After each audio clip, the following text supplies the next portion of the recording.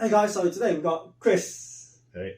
So Chris, do you want to tell the viewers what you do and Yeah. what was the original issue of why you contacted me to help you? Yeah, so my name's Chris. I'm a speaker and a coach and a former athlete, and I had some pain in my lower back and upper back. It got pretty severe to the point where when it went, it was really, really tricky, really hard to live with and work with.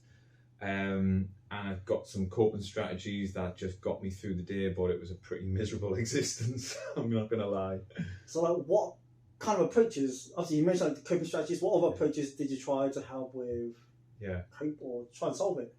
Yeah, so I mean, doing yoga really, really helps, but it's only so far I could get. So I would get really, I would get it to a point where I felt as I could continue with my day and not feel so in pain.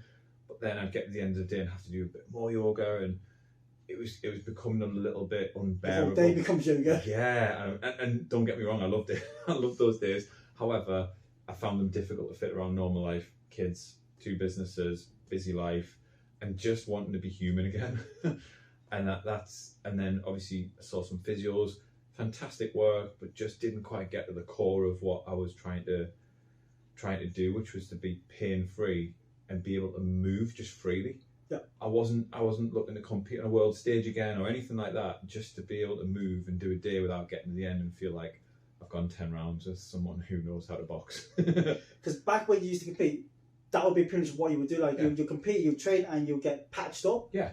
As long as you're relatively pain free, you can function, and that's what matters. But now it's more general, non-competitive. It is. World of sport. It's just like when the kids come and ask, come play in the garden. I used to go, I can't, because the ramifications of going running about and jumping about or lifting them up would be I'd spend the next 3, 4, 5 weeks trying to just iron it out again. Yeah. And it's just those simple little things, and it affected my mood, it affected the way I spoke, the way I acted. It was always running in the background like the standby of a computer, if you know what I mean.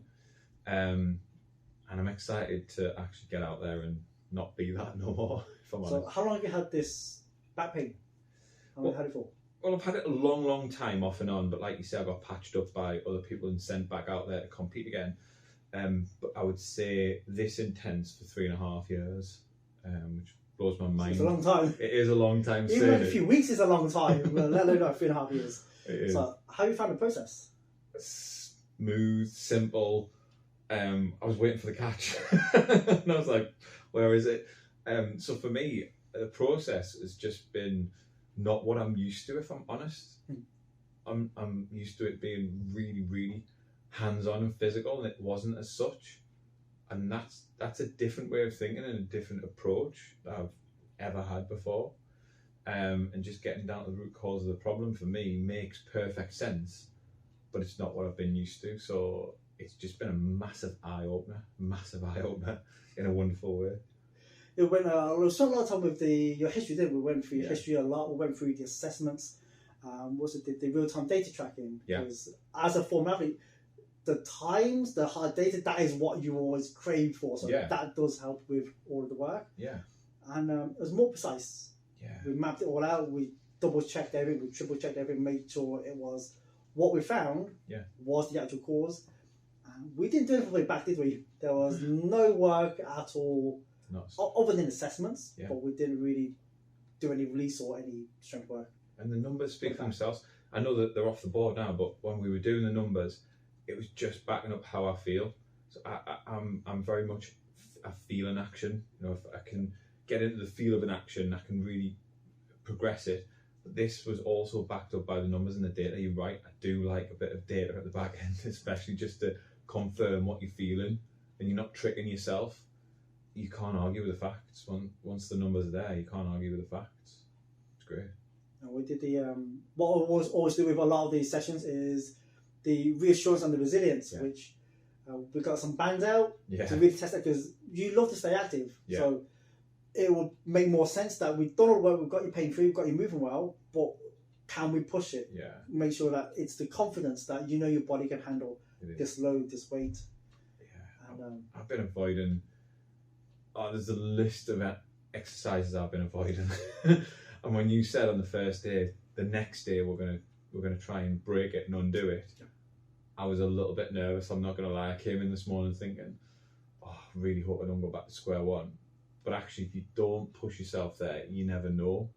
So going out the door now, I just feel as though it was a no-brainer to test it so that I can have the confidence to do simple things. Like I was avoiding burpees.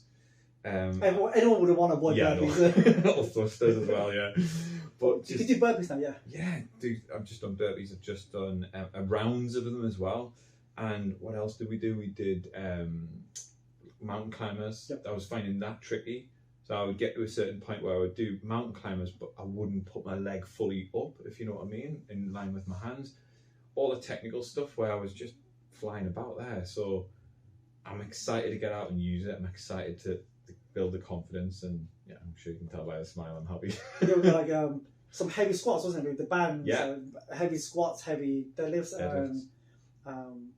We got about 90 kilos of endpoint resistance for these movers, which compared to what you were doing before we started the work, you'll be steering away from squats and deadlifts. So go from nothing or low weight to 85, 90 level, 90 kilos of resistance. It's a massive jump. Oh, it's a massive jump, but it's what happened afterwards that really interested me. It wasn't necessarily the exercise, that's great. It's afterwards, it's ordinarily I'd be kind of rolling around on the floor trying to stretch it out, where I was just free, and it was back to how I used to be. Yeah. I used to be able to lift, put down the weight and go and recover. Great. And I just put it down to the fact that I'm in my mid-40s and I don't recover as well. But actually that's just the things people say, isn't it? It's just the stuff we say. So the fact that I was able to lift that, pop it down after several reps, and then just move free is just a world away from where I've been over the last 3.5 years. A world away. And obviously it's been a 2-day intensive. Yeah. That's why you come up here for. And you stayed over at the hotel. Yeah.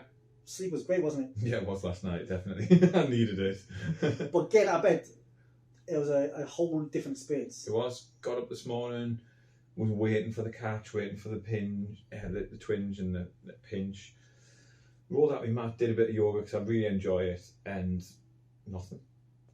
And come in this morning, did exactly the same. So I'm excited to just explore yoga a little bit further and just to push my training and get back to where I feel I deserve to be. Brilliant. So for those that are kind of and ahhing on the fence, what would you say? Oh, just do it. Just